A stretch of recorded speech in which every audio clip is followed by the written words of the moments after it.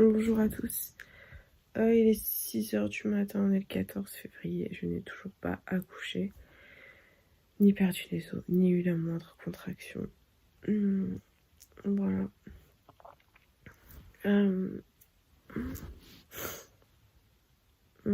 Dieu merci, je n'ai pas de vertige ce matin, contrairement à hier. Il faut savoir que hier j'ai mangé comme jaja. En fait, j'ai mal mangé, je le sais. Mais il n'y a que ça qui me fait du bien en fait. Et on n'a rien fait hier, donc mon chéri. Parce qu'on est crevés tous les deux et que c'est pas facile en ce moment. Faut que j'aille chercher mon Kinder Bueno et ma Mentalo. Mentalo, je n'en ai plus. Faut absolument que j'aille en acheter aujourd'hui. Il me reste un fond. Hier, j'en ai bu juste au lever parce que je me suis dit je vais garder un fond pour demain matin. Et je n'ai plus de Mentalo. Juste tout comme faire un dernier verre. Peut-être deux légers alors. Je vais aller les chercher après. Voilà, du coup, pas beaucoup dormi, hein, vu que j'ai vlogué à minuit passé. Je savais, hein, si je me suis endormie, c'était peut-être 1h moins le quart. Je suis allée faire pipi à 2h30. Et j'ai encore envie de faire pipi à 4h45. Et après, j'ai entendu réveiller mon chéri. Et à 5h30, je suis retournée faire pipi. Voilà, donc j'ai calculé, j'ai fait pipi 5 fois sans boire la moindre goutte d'eau entre tous ces pipis. Et en fait, je commence à faire de la rétention d'eau et j'ai les jambes qui ont très petit volume.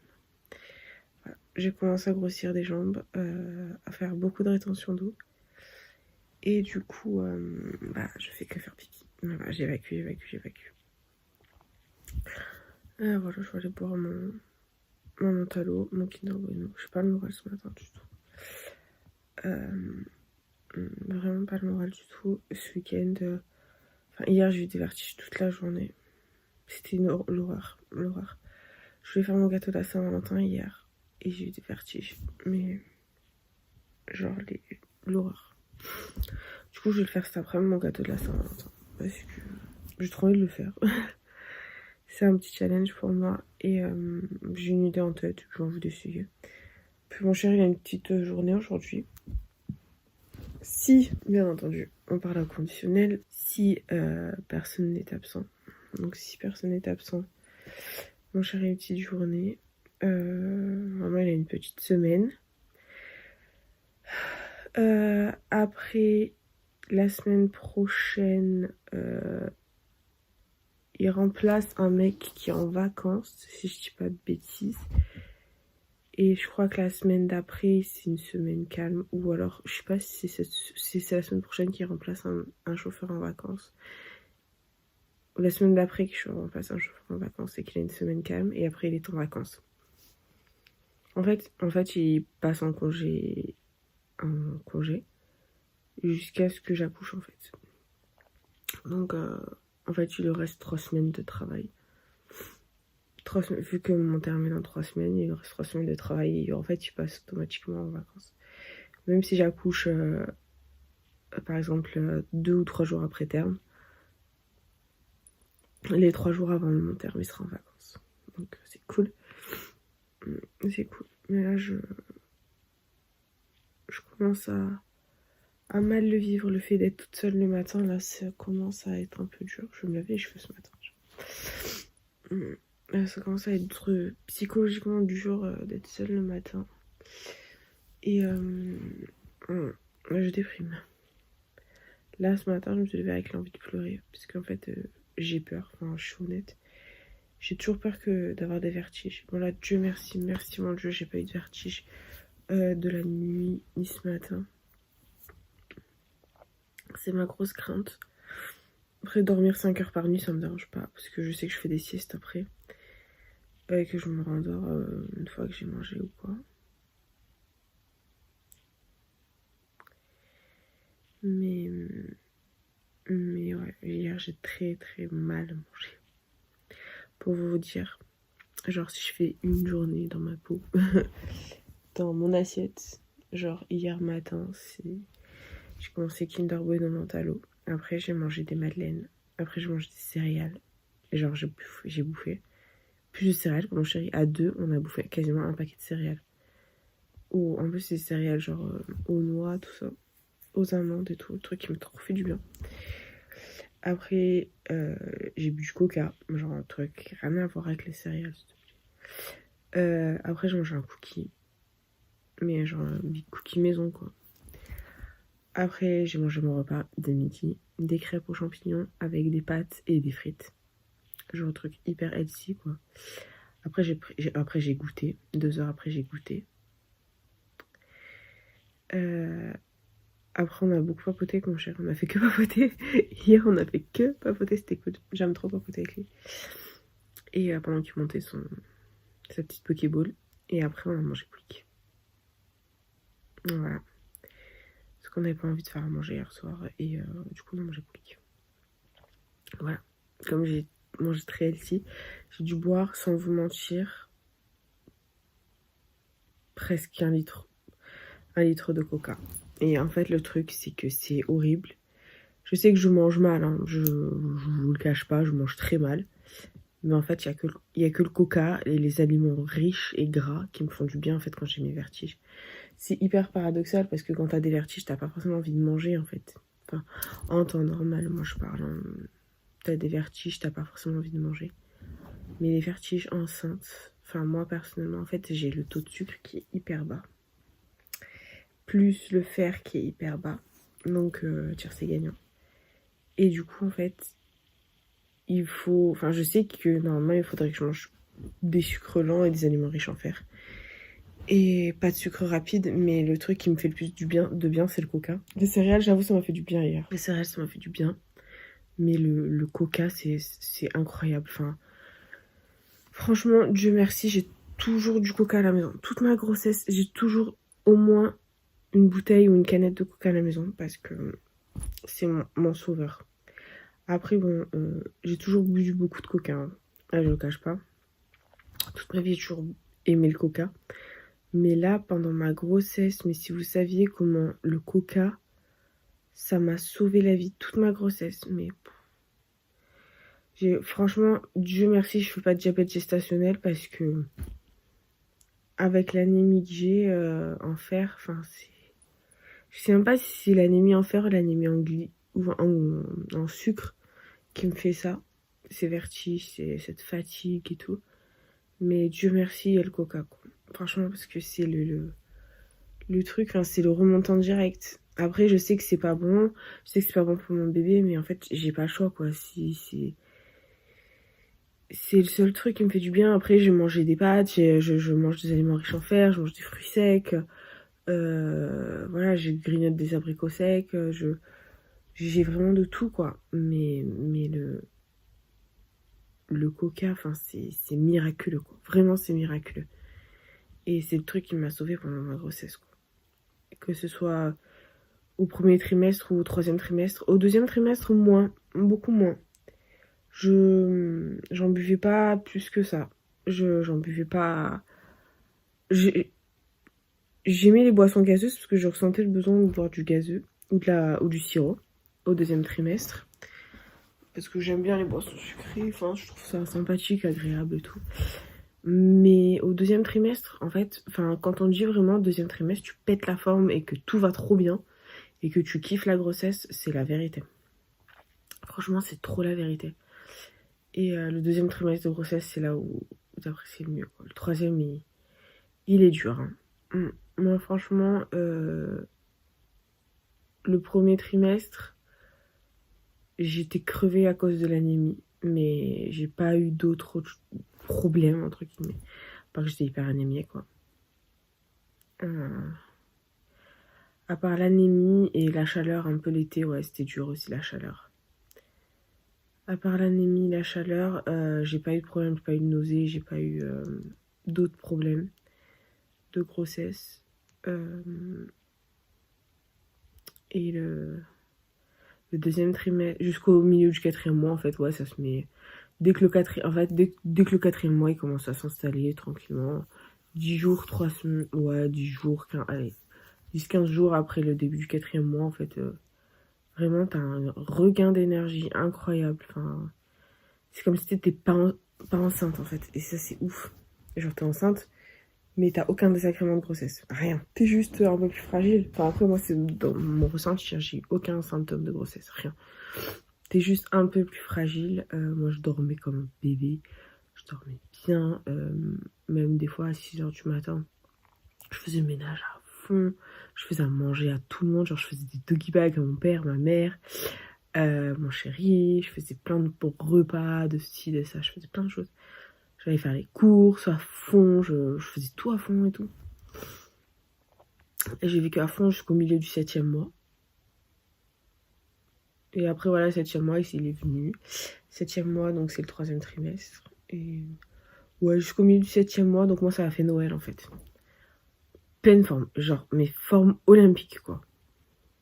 Mais vraiment une forme incroyable. Enfin, je vous dis, j'ai eu 2 petits soucis pendant mon 2e trimestre. C'est j'ai attrapé la gastro. Alors, je ne sais toujours, je n'ai jamais su comment je l'ai attrapé. Parce que, genre, je suis la meuf qui se lave les mains 15 fois par jour. Et j'ai attrapé la gastro au mois d'octobre, le pire souvenir de ma vie. Voilà, j'ai attrapé la gastro enceinte alors que enfin, en temps normal, je n'ai jamais attrapé la gastro de ma vie. Genre, la dernière fois que j'ai attrapé la gastro, je devais avoir 3 ans, quoi. Et j'ai attrapé la gastro. Donc, c'est la première fois de ma vie que j'ai attrapé la gastro, c'était plein fatigue. Voilà, ça c'était dur par contre. Et j'ai attrapé un bon rhume en novembre. Parce que mon chéri a chopé un rhume et qu'il m'a refilé. Voilà. Et j'ai pas eu le Covid parce qu'on a fait les tests et qu'on était négatif. Voilà quoi. Mais sinon, le 2e trimestre, ouais, franchement, je vous dis jusqu'à Noël, top du top. Après Noël, j'ai commencé à avoir les vertiges un peu avant le Nouvel An. Et après le Nouvel An, enfin, disons jusqu'au Nouvel An, j'essayais de manger plus ou moins sain, pas trop gras. Et en fait, après le Nouvel An, je me suis lâchée, quoi. Niveau nourriture. Pour vous dire, depuis le Nouvel An, j'ai dû prendre 6 kilos. Facile. Après, mon bébé grossit de 300 grammes par semaine minimum, d'après gynéco. Donc, voilà, je fais de la rétention d'eau. J'ai vraiment les mains gonflées, là. J'ai les mains gonflées, j'ai les jambes qui ont triplé de volume, je passe ma vie à pisser. Je commence à vraiment gonfler. Je mets même plus mes jeans de grossesse parce que j'entends des bruits. J'aime pas ça. Parce que mes jeans de grossesse, ils me servent pas, mais je suis plus à l'aise en legging en fait. Je les mets même plus mes jeans. Voilà quoi. Sinon. Voilà, sinon, bah ça va. Hein. Ça va. Ouais, voilà. Je suis en legging toute la journée, je fais plus rien. J'attends le D-Day. Voilà. Et du coup, ouais, j'ai dû prendre 5-6 kilos depuis que... Enfin, je me pèse pas tous les jours, parce que sinon la balance, faut pas qu'elle devienne une obsession. Voilà, j'ai pris 5-6 kilos, enfin, je rentre plus dans plus rien. Les seules choses que je peux mettre, c'est encore mes gilets. Mes pantalons de grossesse, oui, je rentre encore. Et mes gros pulls, quoi. Mais vraiment très gros pulls. Très gros pulls. Et sinon, le reste, je ne rentre plus du tout. Du tout dedans. Donc, pas grave. Je me dis qu'il reste 3 semaines à tout casser. Que dans 3 semaines, j'aurai mon fils avec moi. Et que une nouvelle vie commencera. Et que après, bah, progressivement, je récupérerai mon corps. Quoi. Pas forcément, enfin, je récupérerai jamais mon corps d'avant grossesse, hein, parce que j'étais comme ça à 56 kilos. J'étais très très maigre. Et mon chéri m'a interdit de récupérer encore d'avant. Donc voilà. Et pour résumer, ce week-end, on a larvé. Voilà. On a vraiment énormément larvé. Genre samedi, j'ai rien foutu. Samedi, je voyais mon chéri, je dis c'est bizarre. Il s'est levé, c'était 10h. Il a mangé. Parce que vendredi, il a mangé KFC. Il restait du KFC, enfin plein de pilons de poulet et tout. Et des burgers. Il les a mangés parce que lui, il mange les burgers le lendemain. Moi, je les mange pas, j'ai peur de mourir. Lui, il les mange. Et en fait, il a mangé. Et en fait, je le voyais, je disais, mais tu sors pas du lit. T'ouvres pas les volets. Il me dit, franchement, non, je suis fatiguée. Et il est crevé. Et il est vraiment fatigué. En fait, on se regarde le week-end et on se dit, mais c'est qui est le plus fatigué des deux, en fait. Et encore samedi, j'étais plus ou moins en forme. Bon, je me suis un peu reposée, tout ça, mais on va dire j'étais plus ou moins en forme. Donc du coup, le matin, je me suis reposée. L'après-midi, j'ai fait des pâtes à cookies. Je voulais filmer mes cookies. Et qu'est-ce que je voulais dire d'autre? Et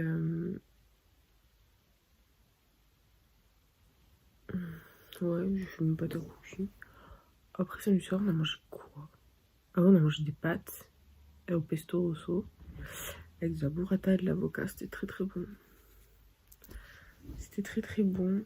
On s'est régalé. On s'est régalé et on a bien dormi, on a bien papoté, on a bien rigolé. Enfin, on s'est amusé quoi.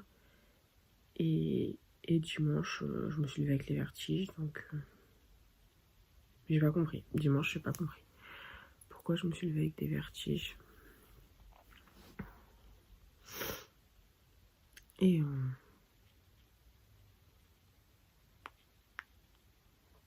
du coup, bah voilà quoi. Vertige. Et